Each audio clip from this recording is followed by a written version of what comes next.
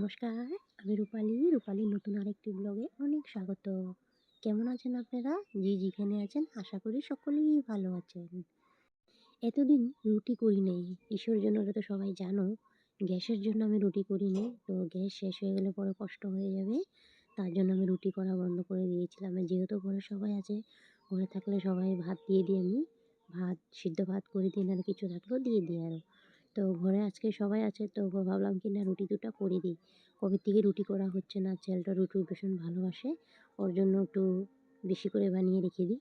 তো যাই হোক, রুটিটা করে নিচ্ছি এখন।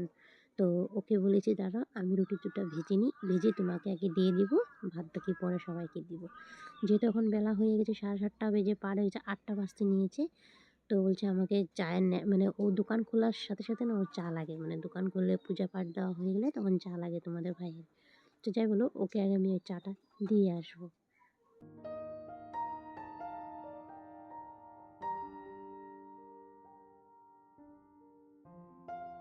আজকে তাওয়াতে রুটি করিনি। তাওয়াটা আমি ভাবলাম না কড়াইতে রুটি করবো আজকে। মানে ভালো লাগে কড়াইতে রুটি করতে। বাট কড়াইটা আজকে বেশি গরম হয়ে গিয়েছে। পরে কড়াইটা আমি নামিয়ে দিয়েছি। কড়াইতে রুটি ভাজতে পারছি না।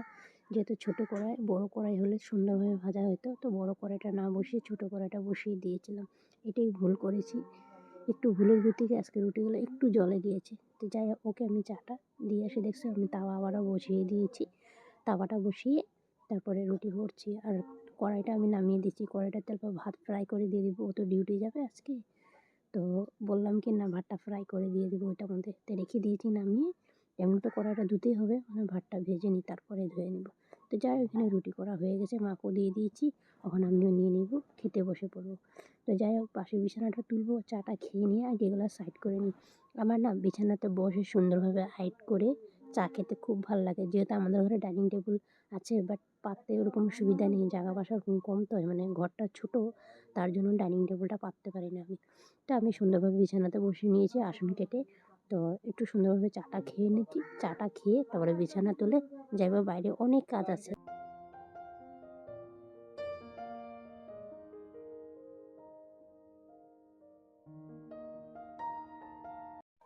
তো আমার সবার খাওয়া দাওয়া কমপ্লিট হয়ে গিয়েছে।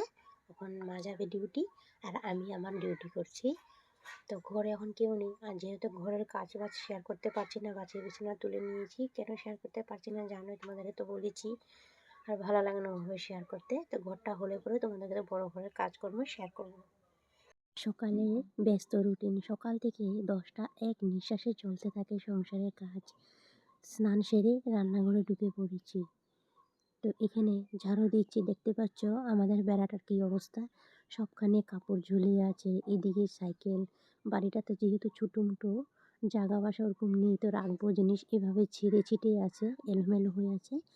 তো গাছগুলা 2 দিন পরে গাছগুলো এখান থেকে সরাতে হবে। এত শখের বিষয় গাছগুলো লাগিয়েছি, আমি খুবই দুঃখিত গাছগুলো এখানে লাগিয়েছি।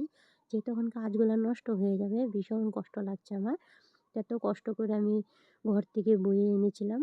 তো জানি না গাছগুলো বাঁচবে কি বাঁচবে না। যেহেতু এই পাশের ওয়ালটা উঠবে, তো একদিকে খুশি, তো একদিকে যে কোনো জিনিস দেখবে যে নিজের হাতে যখন তৈরি করবেন আর জিনিসটা যদি নষ্ট হয়ে যায় না, ভীষণ খারাপ লাগবে। উপায় নেই, কী করব, খারাপ লাগলো তো ওটা উঠাতে হবে, দেখবো চেষ্টা করব। আর আমাদের এখানে জানো তো মাটিও পাওয়া যায় না, এরকম একটা জায়গাতে বাস করি, মাটিও কিনতে হয় আমাদের।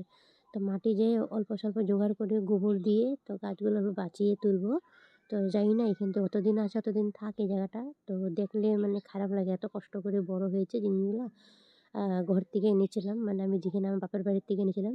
আমাদের বাপের বাড়ি তো তিনসুকিয়া, আর যোরহাটে অনেকটাই দূর। সারাদিন আমি ট্রেনে লেগে যাই ঘরে যাওয়া, মানে ঘরে আমি যখনই যাই সারাটা দিন ট্রেনে বসে থাকি, সকাল থেকে এই ধরো বিকাল অবধি। তারপরে যাই বলো, এদিকে মার ডিউটি চলে গিয়েছে আর আমার ঝাড়ু দেওয়া কমপ্লিট হয়ে হাই গিয়েছে। ফ্রেন্ডস, স্নান করে এসে পড়েছি। চলো এখন রান্না করব।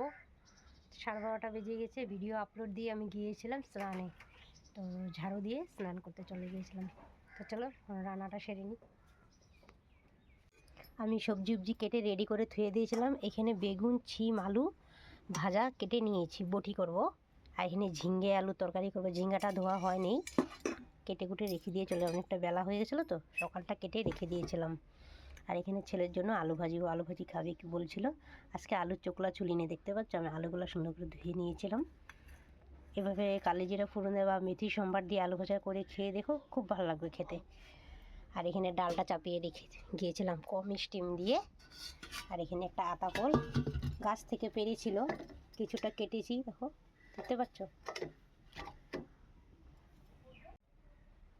তো চলো, সব তো রেডি আছে, রান্নাটা সেরে দিই। গাছের থেকে আতা ফলটা পেরেছি, উপর থেকে পড়ে ভেঙে গিয়েছে। তো অল্প মা খেয়েছে, একটুখানি রোয়া খেয়েছে নাকি, ভালো হয়েছিল। আর আতা ফল ভীষণ ভালো লাগে, সব ফল থেকে আমার এই ফলটা ভীষণ ভালো, প্রিয় খাবার আমার এই ফলটা। আমি বহুত ভালোবাসি ফলটা খেতে।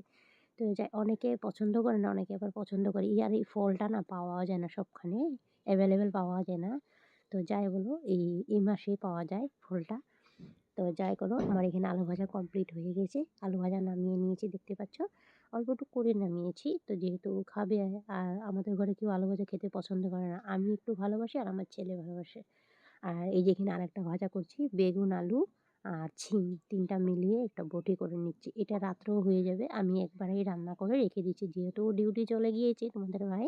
আর আছি আমি একা, আর মা আস্তে আস্তে, মা কিনু খায় অল্পটুকু, মাকে একটা দিয়ে দিলে মা খেয়ে নেয়। তাও আমি নিজে ভাত বেড়ে দিলে তখন যদি দিয়ে গুছিয়ে তখন খাবে, আর যদি নিজের হাতে নেয় না, একটা যা পাবে সামনে ওটা দিয়ে খেয়ে নেয়। তো আমার এই ভাজাটাও কমপ্লিট হয়ে গেছে, এখন আমি তরকারিটা চাপিয়ে দেবো।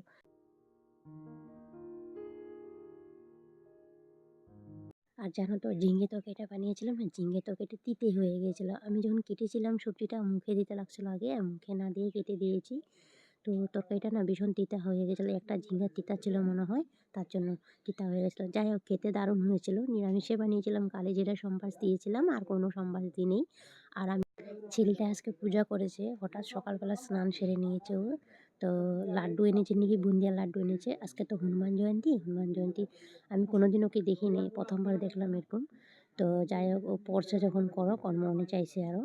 তো হনুমান চালিশা বললো, পুজো করেছে সুন্দরভাবে। তো ভাবলাম না, ঘরে নিরামিষটাই করে নিই একটু। আমি মনে মনে, আমিও স্নান সেরে রান্না করতে এসেছি, ভেবেছিলাম রান্নাটা শেষ হয়ে তবে স্নান করবো, পরে ভাবলাম না, স্নানটা সেরে নিই আগে, তারপরে দিয়ে রান্না করতে এসে। আর সবার জন্য নিরামিষ করেছি, যেহেতু ঘরে সবাই খাবে, একজন আমিষ খাবে একজন নিরামিষ খাবে, ভালো লাগে না, সবার জন্য নিরামিষ করি।